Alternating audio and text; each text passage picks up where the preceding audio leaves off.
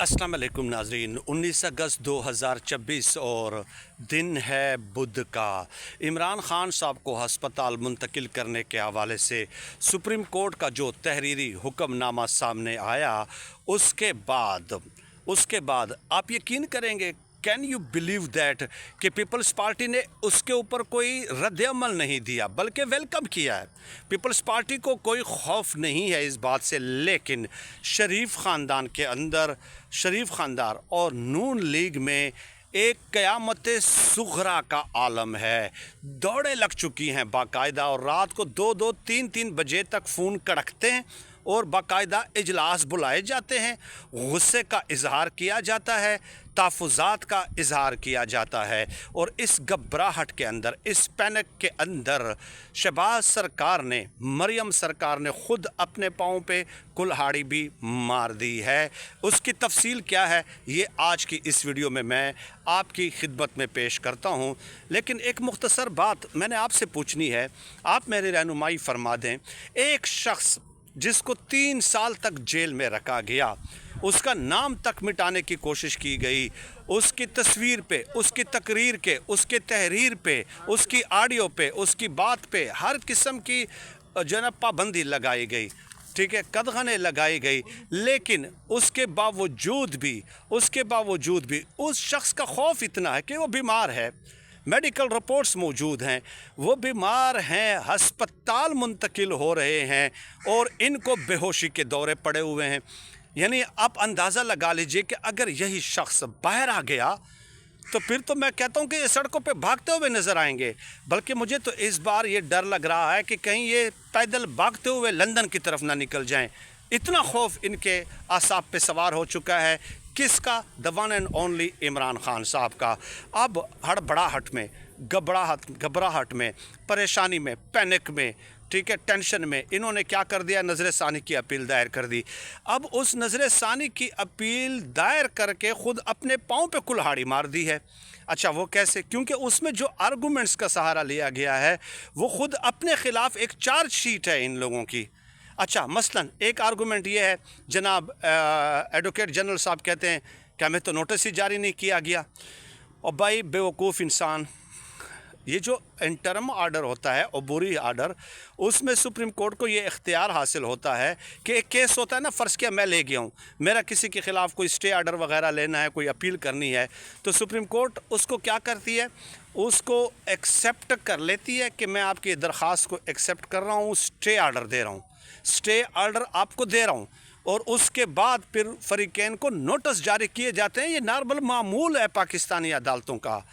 मैं ख़ुद मुकदमात, मतलब कुछ ज़मीन के मामलात हैं, गुज़श्ता 17 सालों से कई आर्डर्स मेरे मुखालिफिन ने लिए, अदालत के पास गए, हाई कोर्ट के पास गए, स्टे आर्डर दे दें, अदालत ने स्टे आर्डर दे दिया और फिर जनाब आली नोटिस जारी कर दे। कई अदालतों ने मुझे स्टे आर्डर दिया, ठीक है, कि मैं आपको स्टे आर्डर दे रहा हूँ एमरजेंसी में, अब फिर उसके बाद नोटिस जारी करेंगे। तो ये तो एक मामूल की बात है। एक बात तो ये हो गई।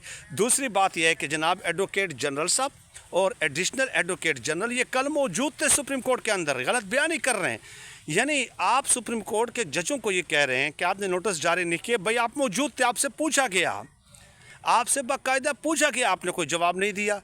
तो अब आप उन्हीं जजेस को जो है ना, यानी कि झूठा साबित करने की कोशिश कर रहे हैं कि हमें नोटिस नहीं किए। आप मौजूद थे। जब आप मौजूद हों तो दैट मीन्स के नोटिस की तामील हो गई। हाँ, हुकूमत को फिर बाद में नोटिस जारी किए जाते हैं, उस पर असल हुक्म जो है वो तो बाद में आएगा ना। इसलिए तो सुप्रीम कोर्ट ने जनाब आली तमाम मेडिकल रिपोर्ट्स, तमाम मुकदमात का रिकॉर्ड तलब किया है 16 सितंबर को। उसके बाद फिर समाअत होगी, फिर तफसीली फ़ैसला आएगा। वो तो चार्जशीट अभी आपके ख़िलाफ़ बाकी है।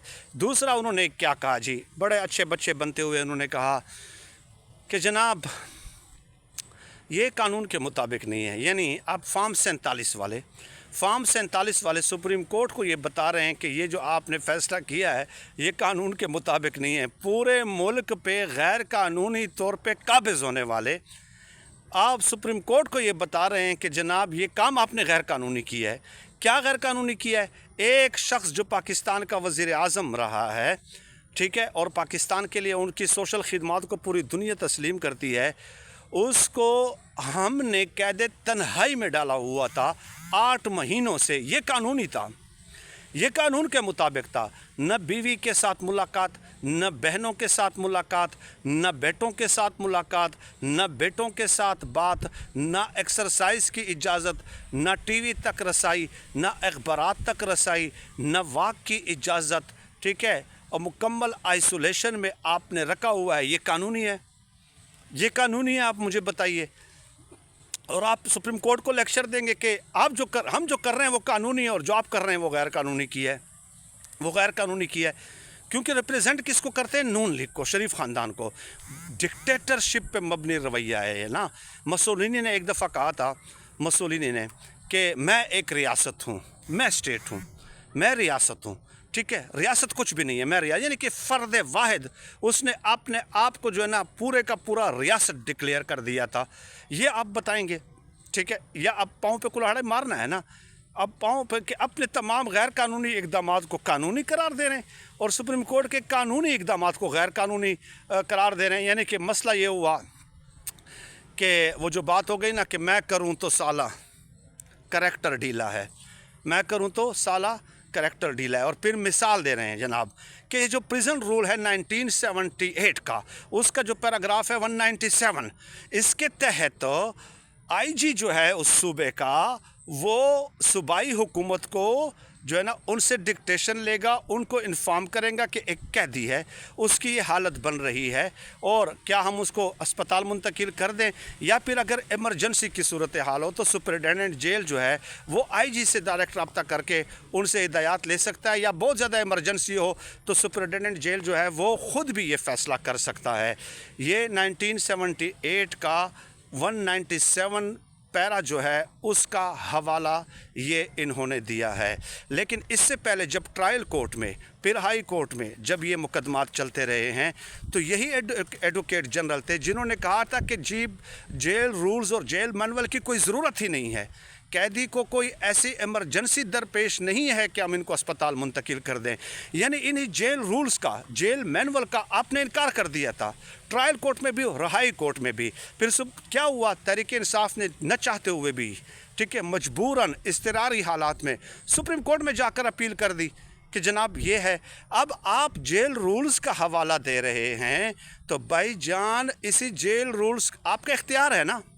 तो सुप्रीम कोर्ट ने तो यही कहा है ना कि भाई इसको इमरजेंसी है, डॉक्टर्स ने इनको रिपोर्ट दी है सुप्रीम कोर्ट को कि कैदी की हालत ऐसी है कि इनके आइसोलेशन को फ़ौरन ख़त्म करना ज़रूरी है, मुलाकातें बहाल करना ज़रूरी है, इनको वॉक की इजाज़त देना ज़रूरी है।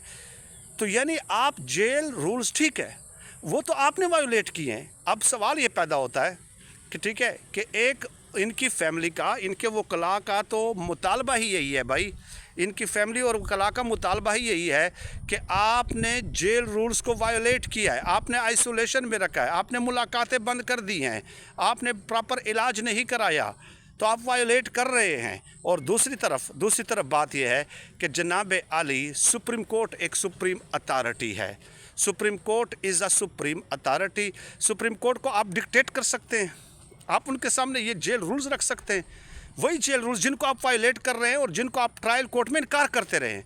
एक्सरसाइज आपने नहीं किया, आपके ऊपर तो बात ही यही है कि आप जेल रूल्स को फॉलो नहीं कर रहे। तो जब आप नहीं कर रहे फ़र्ज़ किया, तो फिर इसका हल क्या है?